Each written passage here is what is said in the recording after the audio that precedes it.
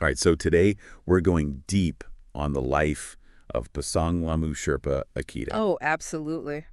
You know, we see the headlines, Mm-hmm. but we're using this Trailblazers of the Himalayas podcast episode Right. to really get into Yeah. what made her tick. Yeah, what made her such a force? Just a force, yeah. It's amazing. I mean, defying expectations practically every step of the way. Right. Especially given, Yeah. her background, her upbringing. In the Sherpa community. In the Sherpa community, yeah. And I think most people know mountains are a huge part of that culture. A huge part, yeah.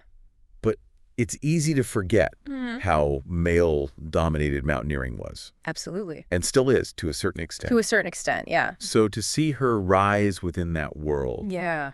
pretty remarkable. Yeah, it's remarkable. And you know what's really fascinating is she didn't just, participate. Right. She excelled. Yeah. I mean, she became a guide at a young age. Think about that. Yeah. The dedication. Dedication, the skill. And skill, especially back then. Yeah. It really says a lot about, I don't know, her drive to just push boundaries. Yeah, push those limits. It makes you wonder, was there a defining moment for her? Oh, that's interesting. When did she realize, okay, right. this is it. Yeah. This is what I want to dedicate myself to. The podcast really focuses on that K2 summit. Okay.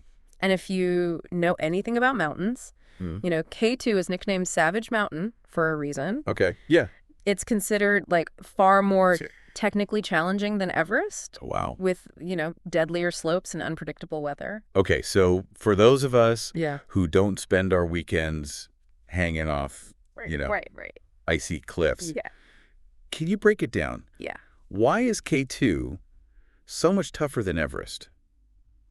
Okay, so while Everest might be higher, Right. K2 just throws everything at you. Oh, wow. Like steeper inclines, Okay. higher risk of avalanches, Right. and it's further from civilization, Okay. which makes rescue operations Yeah. extremely difficult. So it's not just about No. physical strength. It's about, like you said, the Yeah. physical strength, incredible technical skill, Wow. mental fortitude, Right. and honestly, a little bit of luck. Wow. A trial by ice. A trial by ice, exactly. So going back to Pasang, Yes. what was the significance of her summiting K2 in 2014? Yeah. I mean, yeah, it's amazing personally. Right. But was there a larger impact? Well, absolutely. I mean, at the time, Wow. no Nepali woman had ever summited K2. Wow. Think about that. You're pushing yourself in one of the most extreme environments, Right. and you're breaking down Yeah. these gender barriers Yeah. that have existed for generations in your culture. Okay, that's a powerful statement. It is, yeah. But, some might say focusing on these, firsts, Right. kind of ignores the contributions of Yeah. other amazing female climbers in Nepal and around the world. Around the world, yeah. What would you say to that? Well, I think it's a valid point. We Wow. should absolutely celebrate all women in mountaineering. Yeah. However, I think in that specific context, Right. Pasang's K2 summit was monumental. It really challenged those deeply ingrained societal norms and showed young girls in Nepal and around the world that they too could conquer these seemingly impossible challenges. That's amazing. I'm struck by how she went from this solitude of these massive mountains to the chaos and urgency of disaster relief. Right. After the 2015 Nepal earthquake, what do you think drove that shift? I don't know. It's interesting. Was it just pure compassion? Yeah. Or was there something more? Well, I think that's where you really start to see her multifaceted strength. It wasn't just about conquering peaks. Yeah. It was about using her skills and resilience to serve others. Wow. I mean, imagine you just achieved this incredible feat. Right. And then your world is literally shaken. Yeah. Most people would understandably focus on their own recovery. Yeah. But she immediately jumped into action. Okay, hold on. I need a little bit more. Okay. So the podcast mentions she traveled to these remote villages. Yes. Delivering supplies, helping to rebuild homes. Yeah. Was her experience as a climber somehow an advantage in that? I don't know. That's a good question. Was there a connection there? I think so, yeah. Yeah. Mountaineering requires logistical planning, navigating like really tough terrain, dealing with these unpredictable situations. Okay. All those skills are invaluable in disaster relief. Makes sense. So she was really uniquely equipped to handle those challenges of reaching those remote villages, assessing needs, organizing aid. So it wasn't just like her physical strength. Right. But this incredibly practical. Yeah, like you said, the skill set she had honed on the mountains. That's fascinating. It's pretty amazing. It's like those experiences were almost like a training ground. Yeah, almost like a training ground. For the even bigger challenges. For sure, yeah. Nice. And it goes beyond just the practical skills. Right. That mental fortitude. That ability to stay calm under like immense pressure. That's crucial in a crisis. Totally. And she had already proven she had those qualities. Yeah. Okay, so let's talk about that mental strength. Okay. I'm curious, in the podcast, did they touch upon any internal struggles? Oh. It's easy to put these iconic figures on a pedestal. Right, But they're human. Yeah, of course, They have their own... Yeah, they must have moments of doubt, fear, exhaustion. Right. You're right. It's important to remember that even the most inspiring individuals have complexities. Yeah. While the podcast doesn't really delve into specific personal struggles, it does hint at the immense pressure and expectations she faced. Not just as a climber, but as a woman, breaking boundaries in a traditional society. That makes sense. Imagine, the weight of carrying those hopes and dreams. Right. It adds another layer to her story, doesn't it? It does, yeah. It reminds us that resilience isn't about being superhuman. Right. It's about finding the strength to keep going. Exactly. When things get tough. And what's really inspiring is she never let those pressures overshadow her compassion.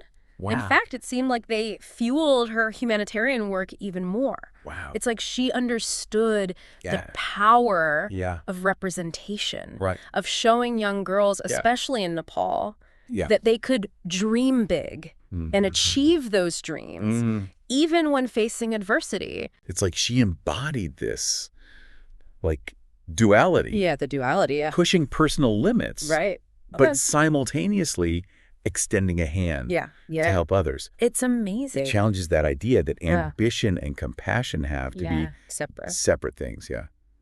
What are your thoughts on that? I think, she really demonstrated that those qualities can be intertwined, even complementary. Her ambition fueled her achievements. Right. And her compassion guided her impact on the world. Wow. Yeah. That's a powerful lesson for all of us. Absolutely. Don't you think? But how do we apply that lesson? Yeah. How do we... in our own lives? We're not all climbing K2 or leading disaster relief efforts. Yeah, we're not all. Yeah. So what does it mean to embrace that duality? Yeah, to embrace that duality in a more everyday sense. I think it starts with recognizing our own Everest, like the podcast suggests. Okay, yeah. It's about identifying those challenges that push us beyond our comfort zone. Okay. Whether they're personal goals, creative pursuits, or advocating for something we believe in. Right. It's about striving for something meaningful, even if it feels really daunting. Which it's not necessarily about... Right, exactly. About the scale of the challenge. Right. But the commitment. And effort we put into it. Right. It could be something as simple as, I don't know, learning a new skill. Right. Stepping outside your social comfort zone. Yeah.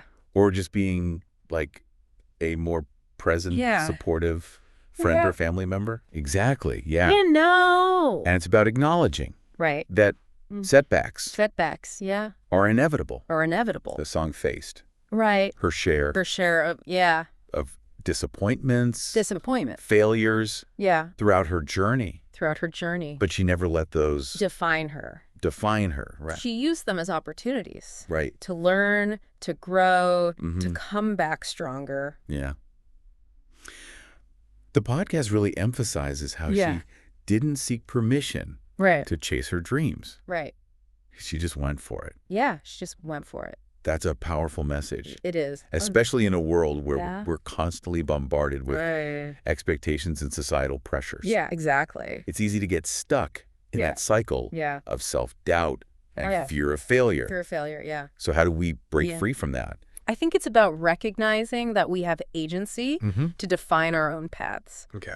And that it's never too late to pursue our passions, even if they seem unconventional or challenging. Yeah. It's about embracing the journey. The journey. Not just the destination. Yeah.